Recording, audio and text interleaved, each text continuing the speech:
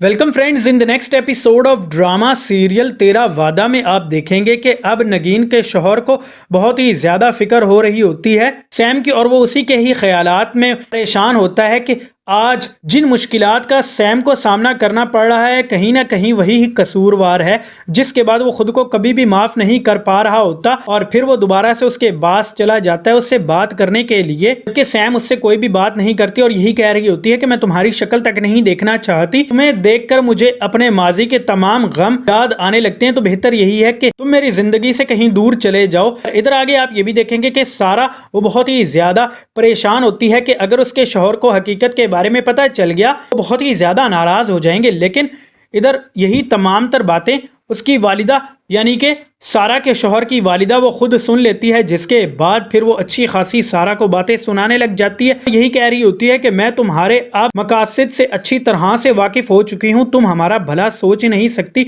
और तुम तो यहाँ पर किसी मकसद के तहत आई हो और तुम्हें फिक्र है तो सिर्फ और सिर्फ अपने घर वालों की, जबकि हमारी जरा सी भी तुम्हें परवाह नहीं है। जिस पर के सारा जवाब में ही कह रही होती है कि आप बिल्कुल गलत समझ रही हैं, ऐसा कुछ भी नहीं है। जिस पर के अब सारा के शौहर की वालिदा बिल्कुल भी नहीं मानती और यही कह रही होती है कि मैं तुम्हारी किसी भी बात का जरा सा भी एतबार और भरोसा नहीं करूंगी, क्योंकि तुम तो भरोसे के काबिल और लायक ही नहीं हो। और इधर नगीन उसे भी पता चल जाता है कि उसका शौहर और से मोहब्बत करता था। ये बात वो अचानक से सुन लेती है, जिस पर के पहले तो उसे शक होता है, लेकिन जब उसे हकीकत के बारे में पता चलता है तो उसे बहुत ही ज्यादा हैरत होती है और काफी ज्यादा गुस्सा भी आ रहा होता है कि अब तो उसकी इस घर में और भी ज्यादा कम अहमियत रह चुकी है। सो फ्रेंड्स, अब आपको क्या लगता है कि आखिर वो किस तरह से अब गुजारा करेगी और अपने घर को बचाने की खातिर क्या क्या कोशिशें करेगी? दोस्तों, आप अपनी कीमती राय नीचे दिए गए कमेंट बॉक्स में हमें जरूर बताइएगा and make sure to subscribe the channel.